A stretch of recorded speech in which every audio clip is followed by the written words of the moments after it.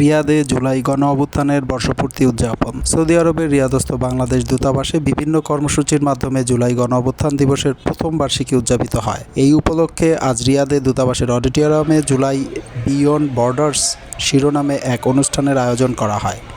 এই অনুষ্ঠানের অংশ হিসেবে গণ অভ্যুত্থানের শহীদদের স্মরণে আলোচনা সভা, আলোকচিত্র প্রদর্শন, পোস্টার ও প্রামাণ্যচিত্র প্রদর্শনীর আয়োজন করা হয়।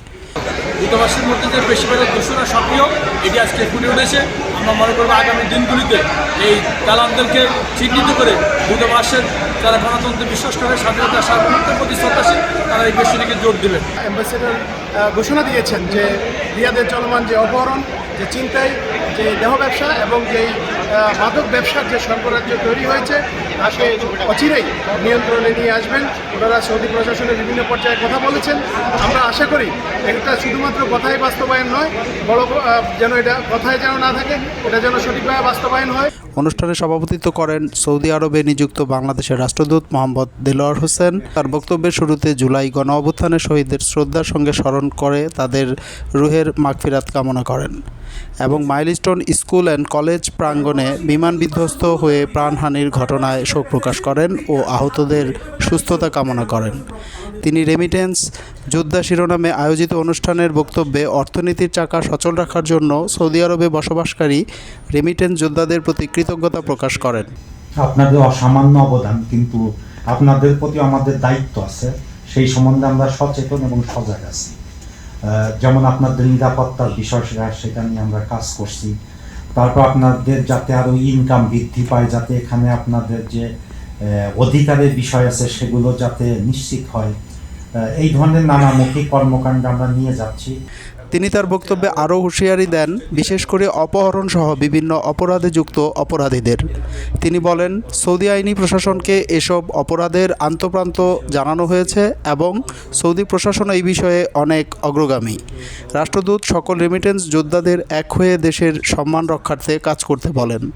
যে কোনো অপরাধ সংঘটিত হওয়ার সাথে সাথে নিকটস্থ থানায় রিপোর্ট করতে বলেন এবং বাংলাদেশি কমিউনিটির সাহায্য চাওয়া এবং দূতাবাসকে যে কোনো তথ্য দিয়ে অপরাধ নির্মূলে এগিয়ে আসতে বলেন। রাষ্ট্রদূত নাগরিক সমাজকে বাংলাদেশ প্রশ্নে ঐক্যবদ্ধ থাকার উদাত্ত আহ্বান জানান। গভীর শ্রদ্ধার সঙ্গে স্মরণ করছি জুলাই বিপ্লবের শহীদদের এবং যারা বিভিন্নভাবে এই বিপ্লবের সফল করার জন্য তাদের আর্থিক এবং শারীরিক ক্ষতি স্বীকার করেছেন। উদ্দেশ্যটা হচ্ছে যে প্রবাসীদেরকে মূল্যায়ন করা, প্রবাসীদের অবদানটাকে তুলে ধরা।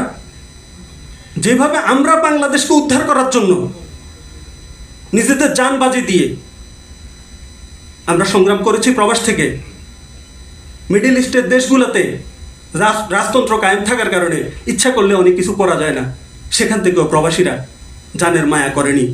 রাষ্ট্রদূত মোহাম্মদ দেলোয়ার হোসেন জুলাই গণ অভ্যুত্থানের চেতনাকে বুকে ধারণ করে দেশকে সমৃদ্ধির পথে এগিয়ে নেওয়ার জন্য সম্মিলিতভাবে যার যার অবস্থান থেকে প্রচেষ্টা অব্যাহত রাখার জন্য সকলের প্রতি আহ্বান জানান। অনুষ্ঠানের শুরুতে জুলাই গণ অভ্যুত্থানের সকল শহীদ এবং মাইলস্টোন স্কুল অ্যান্ড কলেজ প্রাঙ্গণে বিমান বিধ্বস্ত হয়ে প্রাণহানির ঘটনায় নিহতদের স্মরণে 1 মিনিট নীরবতা পালন করা হয়। পরে জুলাই গণ অভ্যুত্থানের উপর নির্মিত তথ্যচিত্র প্রদর্শন করা হয়। এ সময় বিশিষ্ট ব্যক্তিবর্গ, রাজনৈতিক, সামাজিক, ব্যবসায়িক, সাংস্কৃতিক ও মিডিয়া ব্যক্তিত্ব, বাংলাদেশি শিক্ষার্থী ও কমিউনিটি সদস্য সহ অন্যান্য অতিথিরা উপস্থিত ছিলেন। রাষ্ট্রদূত অনুষ্ঠানে আগত অতিথিদের নিয়ে গণ অভ্যুত্থানে শহীদদের স্মরণে দূতাবাস চত্বরে আয়োজিত আলোকচিত্র, পোস্টার ও গ্রাফিতি প্রদর্শনী ঘুরে দেখেন।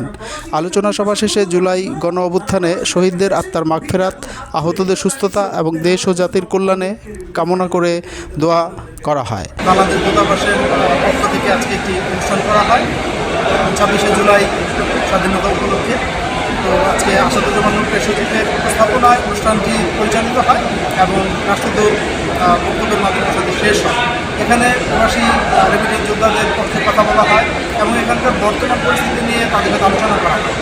তার মধ্যে অন্যতম অপরাধ চক্রের যে অপহরণ সংঘটিত হচ্ছে এই বিষয়ে শক্তভাবে জোরদার করা হয় যে কীভাবে এটা প্রতিহত করা যায় এবং যারা অপহৃত হয় তাদের করণীয় এবং যারা অপহরণ করে তাদেরকে সতর্কবার্তা দেওয়া হয়। আলামিন বিন মিয়া, দৈনিক সময়ের কাগজ, সৌদি আরব, রিয়াদ, বাংলাদেশ।